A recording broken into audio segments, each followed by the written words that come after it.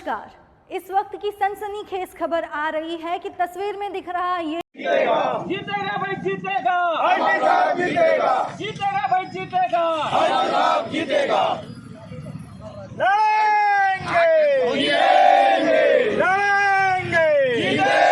चलो ठीक विधानसभा का प्रत्याशी कैसा हो? डौंडी लोहारा विधानसभा से हमर राज पार्टी के आप प्रत्याशी हैं। आपके द्वारा डौंडी लोहारा विधानसभा क्षेत्र के लिए क्या संदेश है?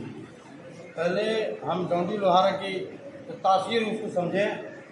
डौंडी लोहारा अनुसूचित जनजाति के लिए आरक्षित सीट है और आरक्षित कहने से ही समझ आता है कि ये किसी खास विशेष समुदाय के प्रतिनिधित्व के लिए इसे दिया गया है, ताकि उस समुदाय का एक प्रतिनिधि चुन के आए और उनकी जो भी समस्याएं हैं या उनकी जो भी सुविधाएं हैं उनको समझे, परखे और जिन जिन स्तरों पर जहाँ रखा जाना चाहिए वहाँ वो रखे और अपने समुदाय का विकास कर सके।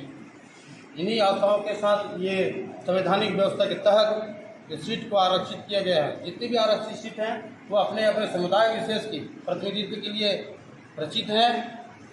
तो मैं चूँकि अनुसूचित जनजाति वर्ग का हूँ और यह विधानसभा अनुसूचित जनजाति क्षेत्र के लिए आरक्षित है, मेरा प्रथम कर्तव्य होगा कि अपने समुदाय के लिए जो भी व्यवस्थाएं हैं, चाहे संवैधानिक रूप में हो, सदन के रूप में हो या अन्य जगहों पर जहां पर हमारी बातें नहीं सुनी जाती है, तो मैं सड़क पर भी जाने के लिए तैयार रहूँगा और अपने समुदाय को विश्वास दिलाऊँगा कि मैं आपकी जो भी सुविधाएँ हैं उन्हें उपलब्ध कराऊँ।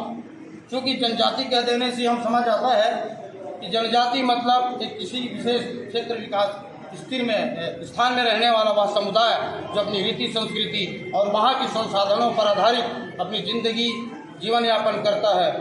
क्योंकि वर्तमान परिस्थितियों में जीविकोपार्जन के कुछ संसाधन में परिवर्तन आया है और आज की स्थिति में हम बहुत ही वह की स्थिति में हैं कि हम अपने समुदाय को कैसे उनका पेट भर पाए, ये भी बहुत तकलीफ का बात है। विगत कई वर्षों से सत्ताएं परिवर्तित होती रही, हमारी समस्याएं यथावत आज भी है। हम अगर इतिहास का पिछला पन्ना पलटे तो हम बहुत लड़ाकू किस्म के थे, ना अंग्रेज हम पे हुक्म कर पाए, लेकिन छल कपट पूर्वक हम पे कब्जा करने के लिए वन कानून जैसे एक काला कानून लाकर हमारे जंगलों पे अधिकार किया और हमें अपने अधिकारों से वंचित किया। और चूंकि वह कानून आज भी लागू है और हम तो इन संसाधनों से वंचित किया जा रहा है, तो हमारी पहली लड़ाई उन संसाधनों पे हमारी हक और हमारा अधिकार कैसे प्राप्त हो। क्योंकि पिछले कुछ विगत वर्षों में राष्ट्रपति महोदय द्वारा विशेष ग्राम सभाओं का यहाँ आह्वान किया गया था। हम विगत वर्षों में ग्राम स्तर पर अपने प्रस्ताव ग्राम सभा जो पारंपरिक ग्राम सभा है वहाँ से प्रस्तावित करके भेजे हैं, लेकिन सरकार बदल गई। विगत कई वर्ष हो गए, हमारी समस्याएं आज भी यथावत है। हम शासनों से चाहे कि हमारी मांगे पूरी हो, लेकिन आज तक नहीं हो पाई। इसके अलावा भी हमारे अनन्य समस्याएं रही, जैसे आरक्षण का मुद्दा है, आज भी पेश फंसा हुआ है। हम कोर्ट तक गए, लाखों रुपया व्यय किए। सरकार उपचुनाव के तहत अपनी वाहवाही के लिए जिस तरीके से ये आरक्षण के पेज को फंसा कर रखे, अगर उन्हें 76% देना ही था तो कोर्ट तो सहमत नहीं होना था कि जो कोर्ट का डिसीजन है